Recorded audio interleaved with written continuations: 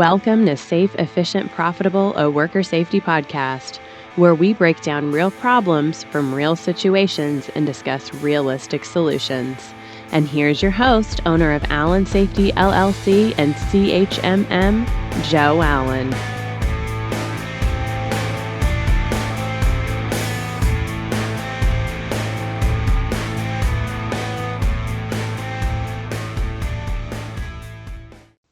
Hello, this is Joe Allen with Allen Safety. I'd like to say welcome to our podcast. I've never got to do one of these before, and I'm pretty excited to do one. So today I want to tell you a little bit about who we are and who I am and what is the goal of this podcast and give you some information on our first series here. So the first thing is, my name is Joe. I grew up in the amazing state of Oklahoma. And because I did, I got to see some pretty cool stuff in life. And then I got to go spend some time in the military out east in the America's amazing Navy. And as I did that, I got to be a corpsman, which I thought was pretty cool. And then after I got done with that, I got out and went to college. So I was a little older when I went to college, and a lot of people would be. And there's pros and cons to that. But after I got done with my degree, I got out. And after I got out, then I said, all right, I got to go get a job. So one of the things I looked at doing was I took an internship at a food plant. I thought the food industry was pretty neat. And then I ended up taking a full-time job coming out of a food plant. And the rest is history. Um, I never really was going to be a consultant. I was always going to be like maybe a corporate safety person for some company.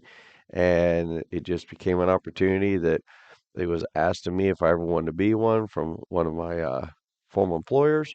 And the next thing you know, I said maybe. And next thing you know, it's 22 years later, and I've been a safety consultant and had a company.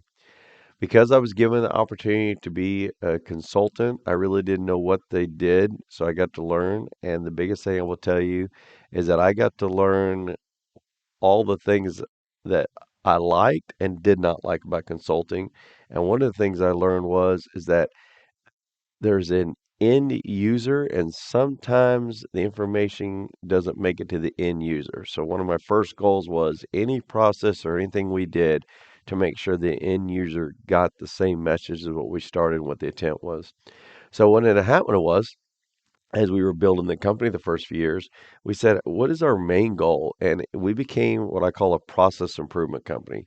Or my view was that any hazard or any opportunity or any challenge that was given to us, really what it down to was how do we help that person doing that task run better than they did the day before? And that could be through training, it could be through observations, it could be through whatever concept or idea we decided. But the main goal was how do we do that process?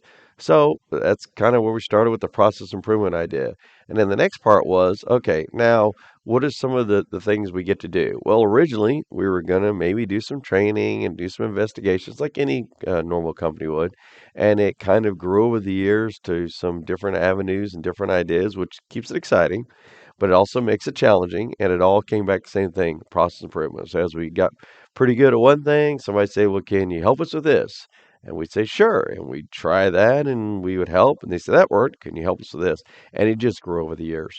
So I never would imagine at this point in history, one, would our company be successful it is, but two, I'd be even doing this podcast right now. But one of the things we talked about was I travel a lot and I'm all over the country. And we've seen some variations of things that I was like, well, that was kind of cool or not, or how did they get that way? And I'm always asking myself these questions. So one of the things we noticed was the people we interacted with were amazing at what they did, but sometimes they had questions or sometimes they didn't understand where it was coming from. And I started thinking about why is that? And I started concentrating more on the concept of how's that information getting translated and how's the end user back to getting that information. And one of the things we talked about is that with turnover and people moving up from positions or companies doing different business strategies over the years. When I first started, a lot of the safety people grew up in the ranks, and as they grew up, they became a safety person. They'd never done safety before. There was no formal education or training. They just were safety. Then people like me were being introduced in the industry that had some education or some experience and background, and we became safety people for a while. But we didn't know much about the end result or end user or the industry.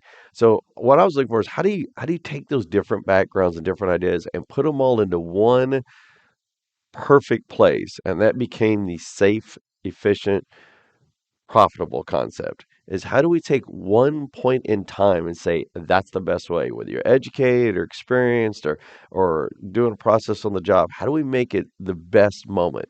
And that is the idea of how our basically this company has grown, but also things like this podcast came about. It's a new process, new idea. There was a gap. Let's figure out how we're going to fix it. All right, so here we go. So now we've got this podcast, and this first one's going to be called basically like a new manager idea. So I'm a new manager. Maybe I did get promoted. Maybe I've got my degree and I'm starting to work there. And now I'm this new manager, and I think to myself, I'm ready to go. I can do this job. I've taken the job. I'm excited. I go down. I find out where my office is going to be. I say to myself, these are all the great things I'm going to be doing. And now I get to go to the floor. Maybe I've been to the floor before, but not in this role, so you're going to look at things a little differently. Maybe I've never been in the floor like the first time I got there. Now I go walking out of the floor, and as I go out there, I go, okay, here's what I think the hazard is going to be. And then I start looking around like, no, that's not really what I thought it was going to look like. It's actually different, or it's a different version. So what am I going to do? Now, today in the world that I live in, I still get to go to a lot of new places. So I still have some of the same emotions that I did years and years and years ago when I first took my first safety job. And it's pretty wild to me that I still had that same emotion. New client, new concept, new process, whatever you want to call it, it's the same emotion. So how do I get through that? So I'm going to break down a few ideas in this podcast of how I get through the first day or the first few hours. Hopefully this helps you out and gives you some guidance. So here we go. All right, so the first thing I do is I say I'm going to take a floor tour.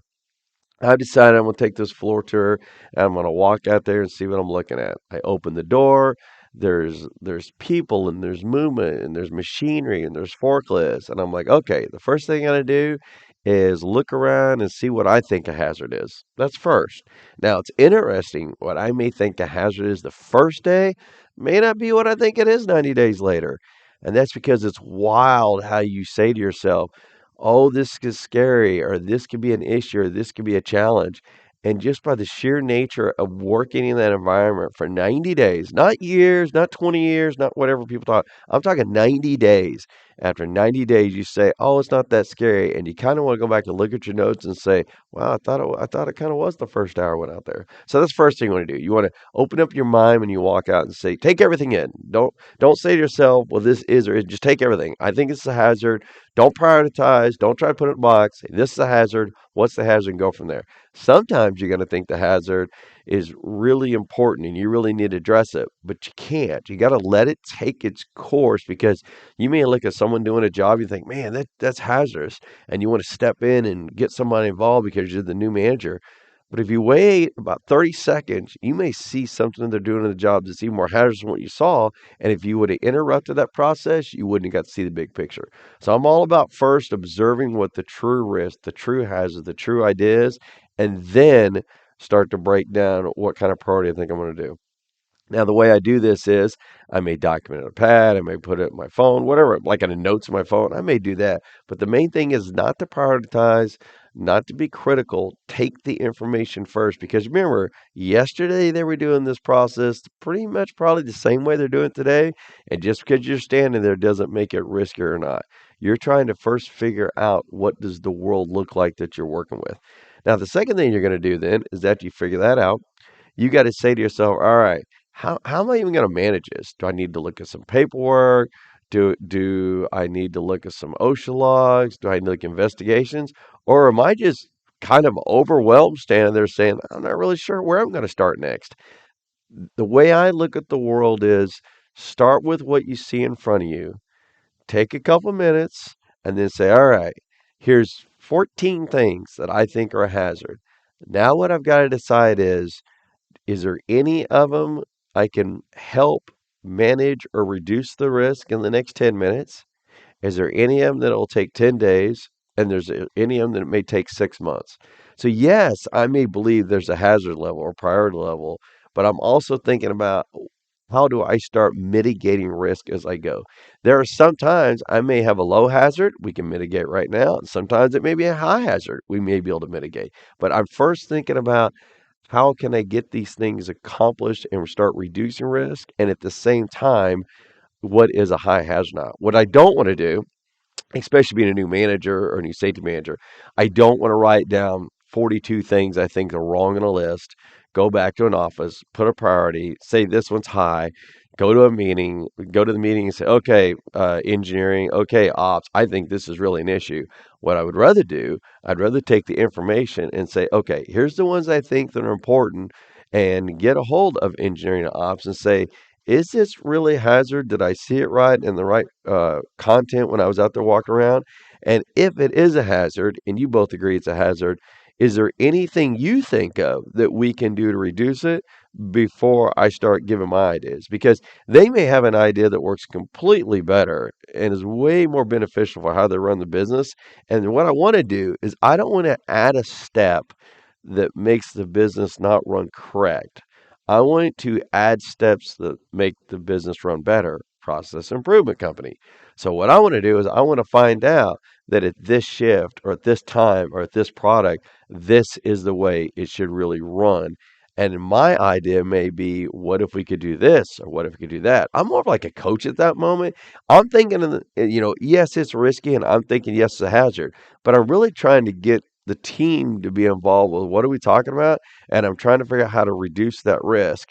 Yes, I have an idea and concern about what we're going to do in the next few minutes, but my biggest thing is, can we do it real time? Because if we can actually agree as a group, ops, engineering, and safety, that it's a risk, and we can actually agree of a better way to do it, then I'm not having to manage it so much the next few days. And one of the things I want to talk about is anytime you introduce a new process, a new concept, a new idea, I don't want to have to manage a lot of it. What I want to do is I want the process or the person to manage themselves because they have accepted it and they've agreed and they're on board and they want to do it. So it basically has its own life. And that's where you want to get to. When you're talking about injury reduction and risk reduction, there's no job I've ever been able to do or no task that I single-handedly is able to do it. If I get the right people involved and get the end user involved a lot of times, they will tell me a better way and I'm like, okay, and now we've reduced it. So now I took something that I walked through for an hour. I had these things I thought was risky. I had these priorities I was going to make it a high priority or a serious priority, whatever category you want to use. And actually, after about a few minutes of talking or looking at the actual process of the end user, it may risk be at zero, or maybe the hazards at zero, or maybe the level is not as scary as I thought it was. So I've not only mitigated a problem the first few days I'm there, I've also built a lot of teamwork and relationship with my team that I'm not going to come in and just be like, this is Joe Allen's way. What I want it to be is, what's the best way to do this process moving forward? So I'll write down what we can do today, 10 days, 6 months, 90 days, whatever you want to call your system or year.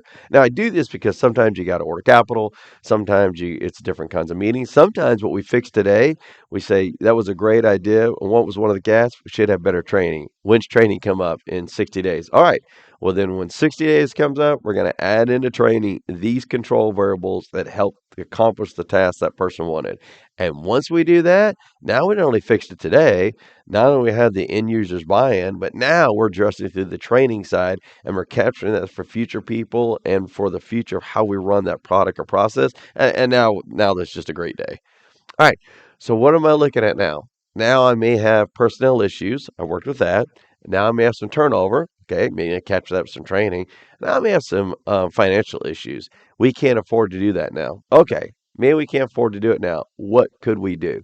I'm asking all these questions in my mind when I'm walking through the floors because I want to go into this meeting or this idea of not just a ranking system, but where we can add value and where I think we can bring value. All right, so now what I want to do is I got to maybe do some kind of chart system. So a lot of people like to Excel spreadsheets. A lot of people like to write things on a board and have task procedures, and that's fine. Any process you want to do, I'm fine with. My main goal is let's get the data out there. Let's take number one, figure out what number one's going to be, figure out who's going to help with number one. And then my biggest thing is what we realistically do with number one. Just like we identified immediately, 10 minutes, 10 days, months, year, whatever. But I'm also looking at, can we actually do this based on this time frame? If we need to change training, if we need to change the job, if we need to change some engineering, what is the real time parameters that we're going to be able to do that task? And if that task requires a longer amount of time than we're comfortable with, that's our opportunity as a group to be like, I don't know, do we really want to wait that long or do we want to handle it beforehand? Now, I bring this up to you because everyone knows, there's safe and there's unsafe. And what I spend a lot of time on my days when I'm prioritizing items is when is it unsafe? Is it unsafe today or is it unsafe after we get the project done and we don't do things correctly? I believe it's unsafe today, which means what can I do to reduce the risk? I'm not saying there's not five things I can or can't do to reduce the risk, but if one of them is financial and I can't get it down to number four, and one of them is job rotation, I can't get it to number three, and one of them is job setup or the position of where the employee is going to stand or how the area in front of the employee is set up, I can't manage, and maybe that's number three. What I'm looking at is what can I do? Can I do one of the five? And for every one of the five that I can do, I still reduce injuries and I'm still trying. And I want to do that. I want to get the path going that we're going to be able to accomplish this task. And that's my main goal, one step at a time, one step at a time. So I'm going to set a priority and what can we actually get in the timelines we can. Another thing I'm going to look at is who's going to manage it. Now, sometimes when you're new safety, it seems like everybody wants to give you all the stuff they've been waiting to do for safety for you because you're the new safety person. Sometimes you say, I'm the new safety person. I really don't know anything what's going on with that particular process. I need ops to help me. And you'll have a tendency of just wanting ops to be put as the person who's responsible. I kind of like having all of us involved. I like having maintenance or engineering and safety and ops for that area involved. I think if you take a maintenance person who works on a piece of equipment every day and you take an ops person who works with that piece of equipment and interacts with it every day, and you take a manager who's managing the person working on that piece of equipment, and I can get involved and we can all agree together, here's a better way to do it. I think that's the group who should be on the sheet that says who's going to be responsible for it because we all have buy-in and we're all working together. Because if I decide to write something like a lockout procedure or some kind of task procedure, I'd want to do the same process. I want to get everybody involved. It's not my way of looking at it. I'm just kind of back into that coaching mechanism again. All right, so now we figured out who's the priority. We now figured out parties involved. Now we figured out some dollar. We got all that stuff figured out.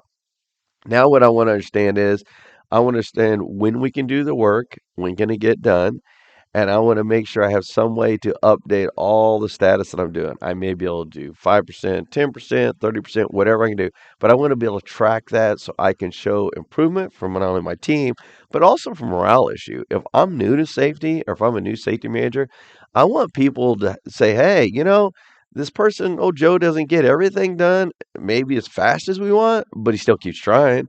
And he gets a few things done and a few more things done, and they can see that the status or the progression of it is moving. And there's a lot of emotional issues that are going on at that moment because they don't ever know how you're going to be in your job, and you kind of know how you're going to be. And it's a great feeling when you both are on the same path of we're going to get this accomplished. I'm not gonna leave you. And because of that, we're helping each other out. It's wild how that relationship starts building, and it's also pretty wild what can be accomplished in the next few months or next few years together. All right, so now I'm going to update the status of each item, and then I'm going to say, okay, what am I going to do now? I've got to close this out eventually. How am I going to close it out? Can I finish my spreadsheet? Can I look at my PO?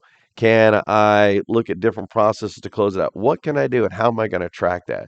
So one of the things I'm going to do is I'm going to then take the idea and I'm going to say, what is actually closing out? Is closing out filling out the document? Is closing out validating a process? Is closing out taking the information, saying yep, and being tested a couple times? What is closing out? Probably one of the biggest gaps I ever see is that everyone will do a great job. They'll do their floor tours. They get their list together. They prioritize. They're so excited what's going on, and we only get to about 85 to 90%, and we never get it closed out correctly. So I don't like closing stuff out. What I like doing is closing out and then revalidating a few days later. If it's something that affects multiple shifts, I want to validate each shift. If it's something that affects multiple people, I want to validate with multiple people. I actually will go out there on a first shift and be like, do you like this idea? And the end users say, or the operators say, I actually do. Okay, well, cool. I'll be back. And that's it. It'll be like 5 minutes. I'll be back in a few hours. I'm going to have second shift because I want the goal of the hazard or the goal of the risk to be reduced, not just for one shift. And if I can get each group to all see, you bet, this is way better. We're good to go. I'm pretty sure they're going to manage it. I'm pretty sure they're going to do a good job. And then I just spot check on it. However often I feel like it could be walking through and saying, how you doing? Just thought I'd double check. This is 3 days later. It could be I'm just walking through to go do something else. And I say, hey, how you doing? I'm glad it's working out for you. I appreciate you helping me do it. I'm into that emotional connection where that employee feels like they're part of that solution. I think that's great. And then the last thing I want to do is I want to go back and I want to look at my failures. You cannot be a process improvement company without evaluating failure. And I spend just as many hours figuring out what we could have done better, or maybe the timeline could have been better, or maybe the way we interact with the person. I spend just as many hours on that as I do saying, yay, we got it accomplished and we're really doing good. Because I could have said, hey, let's do 3. And maybe I wasn't looking at it right. Maybe I didn't show at the right time. Maybe I didn't right to ask questions. I'm always challenging myself. Is there a better way we could have handled that situation? Because my view is it wasn't the only time it ever happened. It wasn't the only person that probably ever exposed, and probably not the only time that risk happened. So if I've got, say, for example, 14 plants or 25 plants, and they had the same piece of equipment, there's a pretty good chance that when I go to my next location and they have that piece of equipment, I may see that same risk. So what I'm really looking for is how do I capture the data, let each person doing the task at all the different plants have the same risk reduction, and then the second part of it is to speed up my timeline on how I manage it. So if the first one took 4 days to get it done at plant number 1, and I say to myself, we could have been able to do this in 3 days. What I want to know is how can we do it in 3 days? And if I can figure out how to do it in 3 days, and then we go to the next place and we're able to do it in 3 days, then that's great. Those people had risk reduction 1 day faster than the other one. And I believe that each place you go to and each time you have interaction, it should make the next process less hazardous. I believe that every part of the process and all the people's part of the process can make it better. It's not just Joe Allen process improvement. I believe everyone can improve the process. And I believe that is probably the funnest part of my entire job is getting to interact with people, see how they work, see how these new managers work, to see them have goals and accomplish them, see the excitement in their eyes when they're doing a task, see how they work with people on the floors, how excited they get, and just seeing how safety overall runs better. When 3 days ago, it may not have been on our radar, might not have thought about it, but now it is. All right, so that's where we're kind of at today. These are a couple of ideas I hope helped you, makes you look at the world a little differently, helps give you some structure. And we are putting together, like I said, these podcasts. We're going to do some different ones. If you want to check out some stuff, like I said, we have websites and Facebooks for allensafety.com, and there's some free stuff on there you can read if you want. And there's different kinds of articles. And if you want to know a little bit more about a company, there's even a what about us that tells us a little more about who we are and what we do. But to close out with this, I just want to say thank you for your time. I appreciate you taking time out of your day to listen to a couple different ideas. We're trying hard to figure out how to gap fill opportunities we're seeing, and we're just seeing as we go across the country, people are asking questions, people are having more and more maybe opportunities in their careers or maybe more jobs added to their plate. And we're just trying to give you some different ways of looking at the world and different ways to get your goals accomplished. So thank you again for listening. We appreciate it and have a good day. Thank you for listening to Safe, Efficient, Profitable, a Worker Safety Podcast. If you like what you heard here, please take a moment to write us a quick review, like, subscribe, and share our podcast so that others can find us. For questions or to request topics that you'd like to hear on our next show, please visit us at www.allen-safety.com. Thank you.